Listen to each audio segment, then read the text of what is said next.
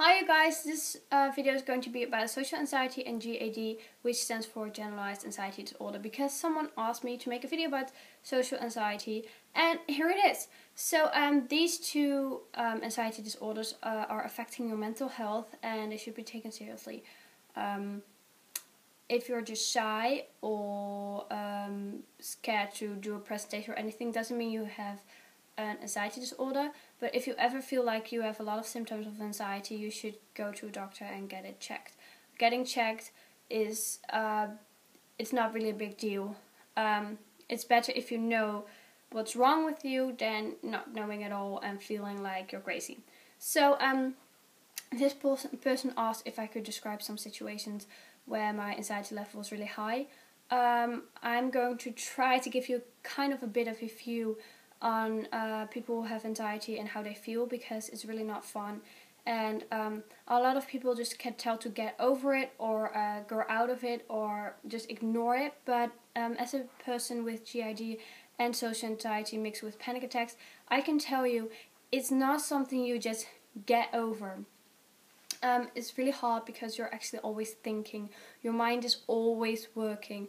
Let's say you're going to town or to the beach. First of all, showing yourself in a bikini or just a bathing suit depends on how comfortable you are with your body, but still it's a hard thing to do because you feel like people are always judging you. Wherever you go, we feel like people are judging us, and it's ridiculous, and we know that because a lot of people don't even care what you look like. I mean, they have their own lives going on, and that's important to them. And if you have purple hair or you have really short hair and you're a girl, who fucking cares? No one does, because you're you have your own life, and other people are just too busy having their lives.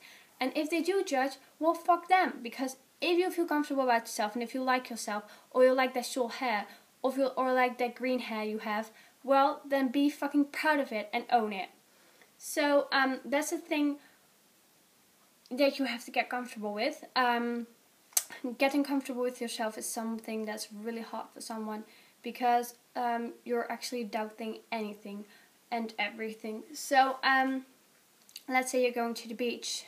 You don't know what to do, literally, because going in public is really, really hard. It takes a lot of energy, it takes a lot of courage and effort, and because it takes a lot of energy, you're more likely to have insomnia, which is a lack of sleep, when you have social anxiety or GAD or just a panic disorder, because it's taking away a lot of energy. And most people don't realize it, but when I say I'm tired, I don't mean like, oh, I'm tired, like, oh, I feel a bit sleepy. No, I'm exhausted. My mind is exhausting me. And I tell my friend, I have one friend, I tell every day I'm tired at least 4 times. And he's like, you're always tired. And I'm like, I know I'm always tired, but I can't help it. I can sleep for 10 days straight and still feel tired when I wake up. Because waking up, making breakfast, getting dressed, going to shower, it's all taking 3 times more energy than a normal person. And that's like something you have to learn to live with. But it's really hard because most people don't understand how tiring it is to have social anxiety or just any anxiety disorder at all. That's the thing. If someone is tired and it's like, just go to bed earlier, no, it doesn't work like that, because your mind is keeping you awake and it's screaming for attention. It's really fucking up some really pretty serious situations, because for some people whose anxiety is really bad, they can't even go to parties or they can't even go to the cinema because it's just too stressful for them. In my opinion, you have those, at the McDonald's you have those self-order machines. I really love them, because when you go to the cashier and you have to order, there's a lot of pressure on someone who has to order with anxiety. I always order with my friends, and most of the time I just don't like ordering myself, but if I'm with one particular friend, I do, because I know her anxiety is really bad, and I would rather that I get embarrassed than she get embarrassed.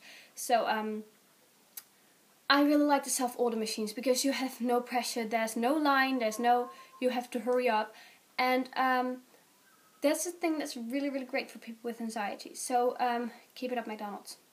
But that's one thing. just whenever you go to a store or anything, or you have to ask something, let's say you go to the supermarket and you have to ask where the eggs are, you have to repeat the question at least 5 times in your head to ask where the eggs are, because you don't want to fuck up. And it's human to fuck up, but for you it's like a really, really bad thing. I don't know why it is, but you just feel really bad when you're fucking up. Like, where the oh god, you know, when you're starting to stutter, it's really bad. And you have no idea why. It just is. It's just like, oh no, I shouldn't have done that, I fucked up. And then it's like, oh, I'm not worth living anymore because I don't know where the eggs are. I can't even ask a normal question. Just when you ask something normally, just doing the normal things in daily life, it's really hard.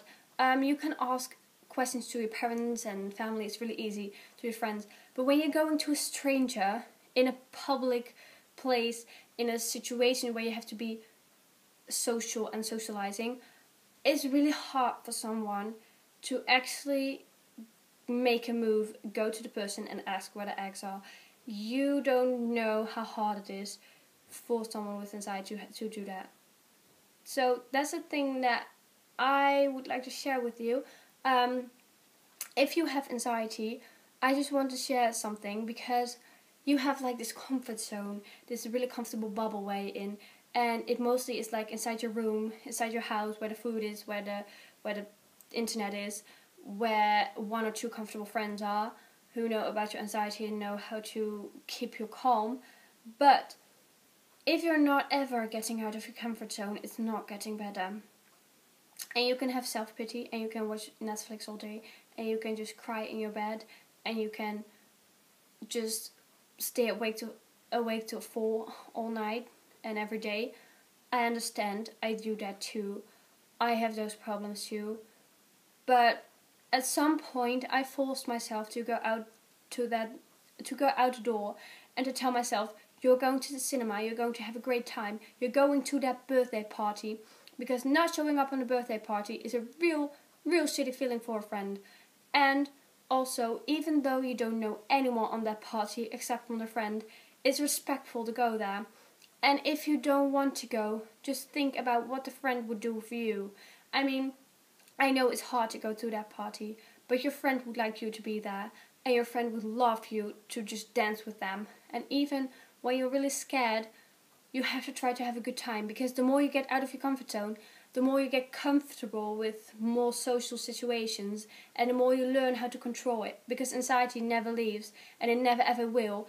It's about controlling them, and it's about controlling it and not letting it win. Because if you let your anxiety win, your life will totally be fucked up, and it will end up lonely with 200 cats and a dog and maybe a duck or something. But it's a really, really important thing that you just go out there and explore. And it doesn't have to be like, oh, we're going to a festival right now to get over my anxiety. No, just go to the park, go to a supermarket, go anywhere. And if you ever need advice or someone to listen, I will put my link from Tumblr below here. I've did that before in another video, but if you've never seen my videos before, just go to my Tumblr, ask me anything. I will try to help, I will try to listen, and if I came off a bit rude about going out of your comfort zone, I didn't mean to. I just want to show you that there's a whole world out there, and you can think of the world as a big, giant mess and scary place, but you just have to find your tiny little way in it. You have to just find your own little world with your friends and family. And anxiety about the future, it's something I really have and I understand. But the more you think about it, the more you're going to screw yourself up. And if you let the anxiety win, then your future isn't going to be fun either. I mean, you should look forward to that one concert you're going to. You should look forward to your friend's birthday, because then you can finally see them again. You should look forward to having your own place and finally graduating and going to university or getting a new job or getting your first job. You should just look forward to those kind of things, because they're achievements in life. And when you have like little goals in life, like, oh, I want to get my first job, and I want to get my first car or my license or go to that party. Those tiny goals you can set for yourself as a person with anxiety. Just, you know what, tomorrow I'm going to the park and I'm going to be there for 10 minutes and then I'm going back home. That's a goal that if you achieve that, you feel better about yourself. Even if it's a tiny thing like buying a chocolate bar, going to the cashier and be like, hello, good evening, I want this chocolate bar, and then you pay, because that's a really big thing. You repeat everything in your head you want to say because you feel like you're fucking up, I know.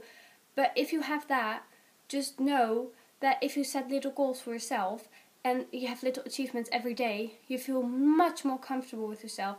And I know it's not going to be like, oh, in 10 days I'm done with my anxiety and it's all going to be sunshine and rainbows and yeah. No, it's not going to be like that. But every tiny achievement is a really tiny step closer to feeling more comfortable in this world. Because growing up isn't fun, but try to make the best of it and try to push yourself a tiny bit, not too much because that's really bad. Try to push yourself a tiny bit to make a bit of effort to get out of your comfort zone, because that comfort zone is going to be gone one day and you're going to be thrown in the deep, and that's terrible. So just whenever you're ready or you don't feel comfortable or you're scared of anything, just text me. Here I am, the Netherlands, somewhere. Yeah, I would like to help you if I can in any way. If you don't trust me, I fully understand. I wouldn't blame you. I'm just a stranger on the internet. But if you ever need someone and you can't talk to your friends or your family or anything, just you can reach out for help. There's really nothing wrong with reaching out for help. So I hope this thing kind of helped describing, giving a view on what people with anxiety actually feel. It's all about the overthinking, and it's really bad. So don't ever tell someone to just get over it, because that's not going to work and it's only going to hurt them or scare them off. So it's a bit a long video and I've talked a lot, but I hope you enjoyed it. So goodbye.